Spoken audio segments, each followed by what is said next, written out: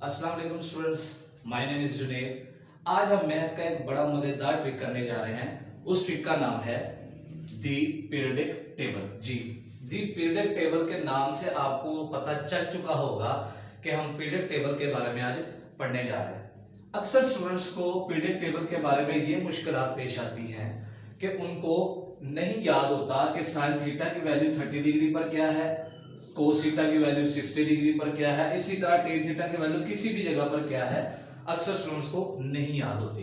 तो आज जो मैं आपको ट्रिक सिखाने जा रहा हूँ पीरियडिक टेबल का, इसमें मैं आपको पीरियडिक टेबल बनाने का तरीका बताऊंगा। उससे स्टूडेंट्स को ये फायदा होगा कि अगर स्टूडेंट्स को पीरियडिक टेबल की वैल्यूज याद नहीं होती, जल्दी या भूल जाती हैं, तो अब कोई मसला नहीं। हम आज पीरियडिक टेबल को बनाना सीखेंगे। जब आपको ये बनाना आ जाएगा तो जब भी आपको पीरियडिक टेबल की जरूरत हो तो आप रफ पेज पर, साइड पर, कहीं पर पीरियडिक टेबल को बनाकर उसकी वैल्यूज को आप आसानी से याद कर सकते हैं। मेरे कहने का मतलब ये है कि आज मैं आपको पीरियडिक टेबल के अंदर ये जो मैंने एक स्ट्रक्चर बनाया है पूरा पीरियडिक टेबल का, आप देख सकते हैं। Theta, sine theta, cosine theta, tangent theta. 0 degree इसको जीरो भी कहते हैं। 30 डिग्री को पाई बाय 6 भी कहते हैं। 45 डिग्री इसको पाई बाय 4 भी कहते हैं।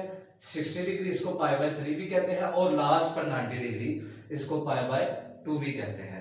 आज मैं आपको इसको बनाने का तरीका सिखाने लगा हूं, इसलिए जरा गौर से देखें। पीरियडिक टेबल बनाने के लिए आपने क्या करना है, 0 से लेकर 4 तक वैल्यूज लिखनी है, यानी कि 0, 1, 2, 3 और 4। जब आप ये 0 से लेके 4 तक वैल्यूज लिख देंगे, दरमियान में हमने कॉमा डाला। मैं सिर्फ आपको सिखा रहा हूं कि पीरियडिक टेबल को बनाते कैसे हैं। उसके बाद आपने क्या करना है, डिवाइडेड बाय 4। आपने 0, 1, 2, 3, 4 इन सब वैल्यूज को 4 के साथ डिवाइड कर देना है।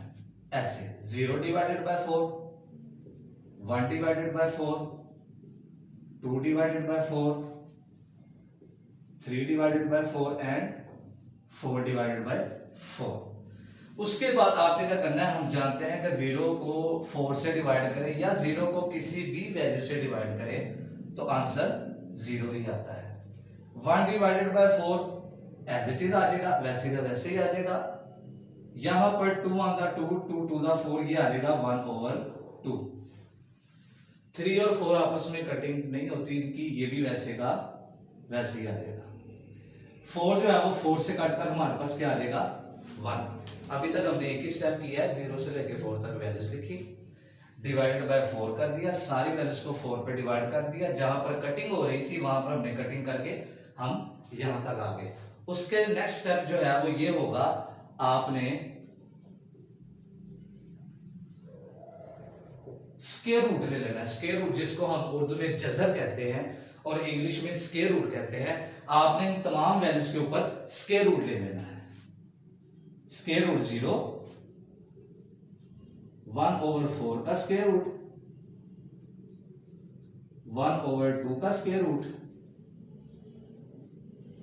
3/4 का स्क्वायर रूट और 1 का स्क्वायर रूट। यानी कि इसका, यानी कि 1, 2, 3, 4, 5 वैल्यूज हैं। पांचों के आपने क्या कर लेना है, स्क्वायर रूट ले लेना है। अब हम इस स्क्वायर रूट को हल करेंगे और उसके बाद मैं आपको बताता हूं कि पीरियडिक टेबल कैसे स्टार्ट होगा। हम जानते हैं कि 0 का स्क्वायर रूट 0 ही होता है। ये है 1/4, 1 का स्क्वायर रूट 1 ही होता है, ओवर 4 का स्क्वायर रूट हमारे पास 2 होता है। इसी तरह 1 का स्क्वायर रूट 1 ही होगा, और चूंकि 2 का स्क्वायर रूट कुछ नहीं होता इसलिए 2 के ऊपर हम as it is square root रख देंगे। इसी तरह स्क्वायर रूट 3 का नहीं होता, 3 के ऊपर स्क्वायर रूट वैसे का वैसे ही आ जाएगा, ओवर मैंने भी बताया कि 4 का स्क्वायर रूट हमारे पास 2 होता है और 1 का स्क्वायर रूट भी 1 होता है। हमने क्या हासिल किया, 0, 1/2, 1/√2, √3/2 और 1। 1, 2, 3, 4, 5।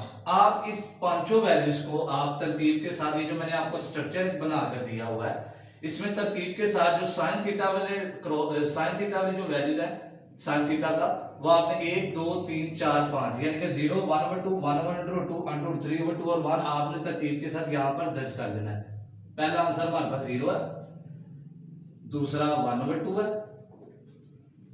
तीसरा 1/√2 है, चौथा √3/2 है, और 5 वाला 1 है जी। ये हमारे पास साइन थीटा की वैल्यू 0 डिग्री पर आ गई, 30 डिग्री पर आ गई, 45 डिग्री पर आ गई, 60 डिग्री पर आ गई और 90 डिग्री पर आ गई। अब कोस वाली लाइन में आपने क्या करना है, ये जो मैंने आपको वैल्यूज निकाल के भी दिखाई हैं, पहले हमने तरतीब से 0, 1/2 और इस तरह सो ऑन 1 तक यहां पर दर्ज किया।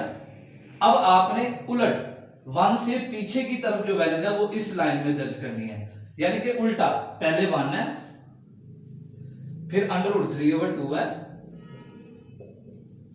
उसके बाद 1/√2 है, उसके बाद 1/2 है, और लास्ट पे 0 है। देखें स्टूडेंट्स, आप देख सकते हैं कि हमने साइन थीटा और कोस थीटा की वैल्यू आसानी प्रेडिक्टेबल हमने बना ली है। अब लास्ट में हमारे पास क्या बचा है, साइन थीटा। साइन थीटा को निकालने के लिए अब हम क्या स्टेप करेंगे वो मैं आपको इस जगह पर करके बता रहा हूं। आपने क्या करना है, साइन थीटा की जो वैल्यू 0 डिग्री पर है और कोस थीटा की वैल्यू जो 0 डिग्री पर है, इन दोनों को आपस में डिवाइड करना है, यानी कि 0 डिवाइडेड बाय 1, 0 डिवाइडेड बाय 1, तो आंसर हमारे पास क्या आता है, 0। ये जो आंसर आएगा ये टेन थीटा की पहली वैल्यू होगी, सिंपल। इसी तरह साइन थीटा की वैल्यू जो 30 पर है और कोस थीटा की वैल्यू जो 30 पर है, इन दोनों को आपने डिवाइड करना है। मिसाल के तौर पे 1/2 डिवाइड √3/2, ये 2 इस 2 से कैंसिल हो जाएगा, इज इक्वल टू ऊपर हमारे पास बचेगा 1 और नीचे हमारे पास बचेगा √3। ये हमारे पास टेन थीटा की 30 डिग्री की वैल्यू आ गई। इसी तरह आपने साइन थीटा की 45 डिग्री पर जो वैल्यू है और कोस थीटा की 45 डिग्री पर जो वैल्यू है, इन दोनों को डिवाइड करना है, जो आंसर आएगा वो टेन 45 की वैल्यू आ जाएगी हमारे पास। 1/√2 ये साइन 45 डिग्री और कोस 45 डिग्री भी 1/√2 है। आप देख सकते हैं कि ऊपर भी 1/√2 है और नीचे भी 1/√2 है, तो आप इसको इससे मुकम्मल तौर पे कैंसिल करेंगे तो हमारे पास क्या आ जाएगा, 1, यानी कि टेन थीटा की 45 डिग्री पर वैल्यू हमारे पास क्या आ गई, 1। इसी तरह साइन थीटा की 60 डिग्री पर जो वैल्यू है और कोस थीटा की 60 डिग्री पर जो वैल्यू है, इन दोनों को हम डिवाइड अगर कर दे, जो आंसर आएगा वो टेन 60 डिग्री की वैल्यू हमारे पास आ जाएगी, √3/2 ओवर 1/2। ये 2 इस 2 से कैंसिल हो जाएगा, हमारे पास बचेगा √3। नीचे डिवाइड के अंदर 1 है, मैंने आपको पहले भी बताया है कि डिवाइड के अंदर 1 हो या ना हो, लिखा जाए या ना लिखा जाए, एक ही बराबर है। इसलिए हमारे पास टेन थीटा की 60 डिग्री पर वैल्यू क्या आ गई, √3। लास्ट में हमारे पास बचा साइन थीटा की 90 डिग्री पे वैल्यू और कोस थीटा की 90 डिग्री पे वैल्यू। अब हम इन दोनों को डिवाइड करेंगे, जो आंसर आएगा वो टेन 90 डिग्री की वैल्यू आ जाएगी। ये जरा चीज गौर से देखने वाली है, इसमें एक और नॉलेज है, वो भी आपके काम आएगा। साइन थीटा की 90 डिग्री पर वैल्यू 1 है, कोस थीटा की 90 डिग्री पर वैल्यू 0 है। आप 1 डिवाइडेड बाय 0 करें।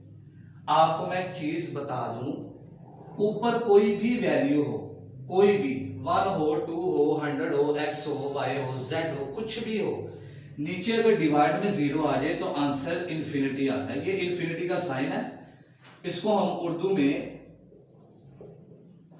गैर तारीफशुदा भी कहते हैं और इंग्लिश में इन्फिनिटी। मैं आपको एक और चीज नॉलेज वाली बता दूं कि याद रखिएगा कि अगर डिवाइड के नीचे 0 हो, ऊपर जो सी मर्जी वैल्यू आ जाए, आंसर हमेशा गैर तारीफशुदा होता है, इन्फिनिटी होता है। और यहां पर भी मैं आपको एक नॉलेज की बात बता दूं कि ऊपर अगर 0 हो और नीचे जो सी मर्जी वैल्यू हो, आंसर हमेशा 0 आता है। इन दो पॉइंट्स को जरा समझने की जरूरत है। जी स्टूडेंट्स, मैंने आज आपको पीरियड टेबल के बारे में बताया। मैं आपको एक बार फिर बता दूं कि पीरियड टेबल याद करना इतना मुश्किल नहीं होता। ये सिर्फ एक ट्रिक है जिसके जरिए हम पीरियड टेबल को आसानी बना सकते हैं। ये मैंने आपको जरा एक्सपैंड करके समझाया, लेकिन अगर आप इसको सीख लें तो आप रफ पेज पे कहीं पर जब भी आपको पीरियड टेबल की जरूरत हो तो आप रफ पेज पे इसको आसानी तेजी से बना सकते हैं। मैंने सिर्फ समझाने के लिए आपको थोड़ा सा एक्सपेंड करके बताया। उम्मीद है आपको वीडियो पसंद आएगी। Thanks for watching my video.